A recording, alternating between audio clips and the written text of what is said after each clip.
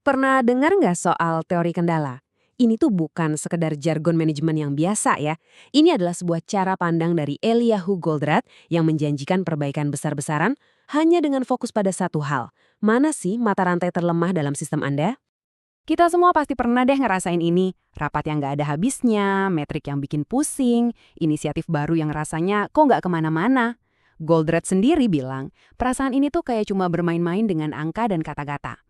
Rasanya seperti kejebak di rutinitas kantor, di mana semua orang kelihatan sibuk, tapi nggak ada kemajuan yang benar-benar berarti.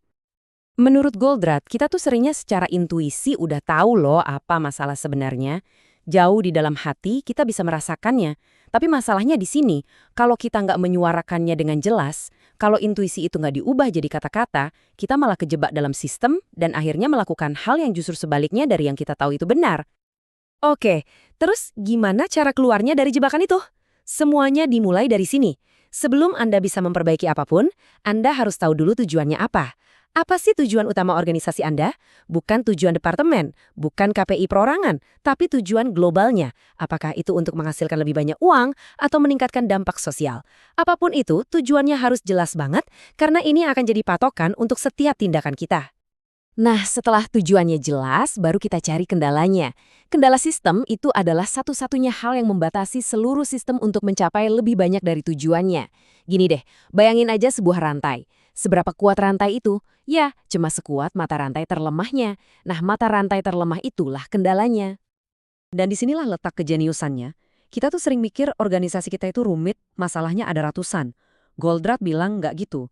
Kenyataannya, kata dia, jauh lebih sederhana. Sistem apapun, serumit apapun kelihatannya, kinerjanya tuh nggak ditentukan oleh ratusan faktor, tapi cuma oleh segelintir kendala, bahkan mungkin cuma satu.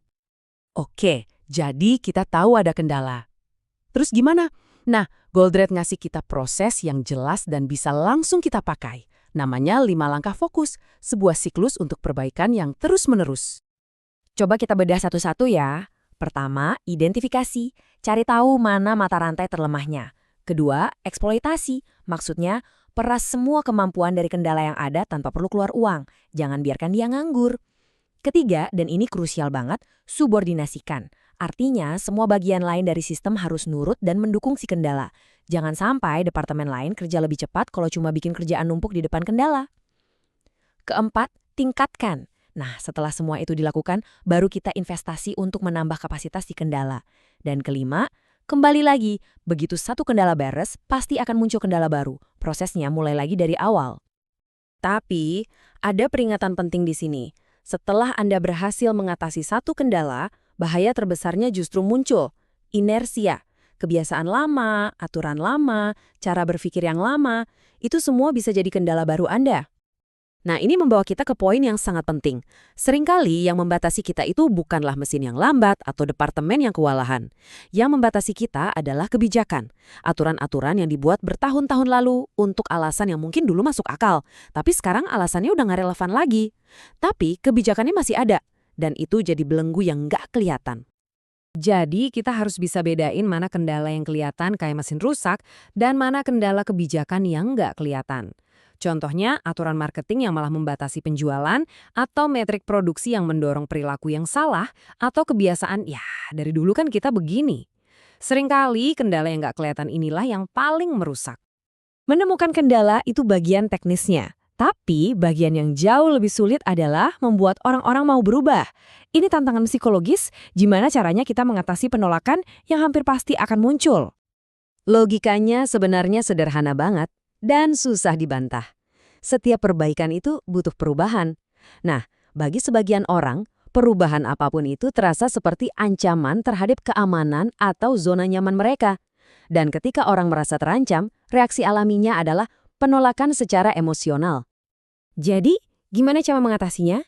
Cara yang umum biasanya pakai rasa takut. Kita harus berubah atau kita akan kalah. Tapi cara ini nggak efektif. Ada emosi yang jauh lebih kuat yang bisa kita pakai, yaitu emosi yang dirasakan seseorang saat mereka menciptakan sebuah ide sendiri. Kita sebut saja emosi sang penemu. Jadi poin krusialnya adalah ini. Berdebat pakai logika untuk melawan penolakan emosional itu sama saja cari kalah. Anda butuh emosi yang lebih kuat. Rasa bangga dan rasa memiliki yang muncul dari menemukan solusi sendiri itu jauh lebih kuat daripada rasa takut akan perubahan. Lalu gimana cara kita memicu emosi sang penemu ini? Caranya sederhana, tapi berlawanan dengan intuisi kita. Berhentilah memberikan jawaban. Saat Anda langsung kasih solusi, Anda merampas kesempatan orang lain untuk menemukannya sendiri. Sebaliknya, ajukan pertanyaan, bimbing mereka, biarkan mereka yang sampai pada kesimpulan itu sendiri. Prosesnya sederhana, tapi dampaknya luar biasa. Ajukan pertanyaan yang memancing pemikiran, kasih mereka waktu dan ruang untuk berpikir. Biarkan intuisi mereka bekerja, bimbing alur logikanya, tapi biarkan mereka mengambil langkah terakhirnya sendiri. Saat momen aha itu muncul di kepala mereka, ide itu otomatis jadi milik mereka. Dan ini penting banget untuk dipahami ya. Rasa memiliki itu bukan berarti jadi orang pertama di dunia yang memikirkan ide itu. Rasa memiliki itu datang dari proses penemuan pribadi. Ketika seseorang berhasil memecahkan masalah untuk dirinya sendiri, meskipun dengan bimbingan Anda, mereka akan membela ide itu seolah-olah itu adalah anak mereka sendiri. Coba kita lihat lagi kenapa ini semua begitu penting. Goldratt memperkirakan bahwa lebih dari 90% masalah yang kita hadapi sehari-hari di organisasi itu datangnya dari satu hal. Kita sibuk memenuhi target-target lokal yang nggak sejalan dengan tujuan global, kita mengoptimalkan bagian-bagian kecil tapi malah mengorbankan keseluruhan sistem. Jadi, sebagai penutup, coba renungkan ini. Kendala terbesar yang menahan Anda atau tim Anda mungkin bukan sesuatu yang kelihatan. Mungkin itu adalah kebijakan yang sudah kedaluarsa, metrik yang keliru, atau kebiasaan yang sudah mendarah daging. Sebuah aturan yang kita bahkan lupa pernah kita buat. Kira-kira apa aturan itu di tempat Anda?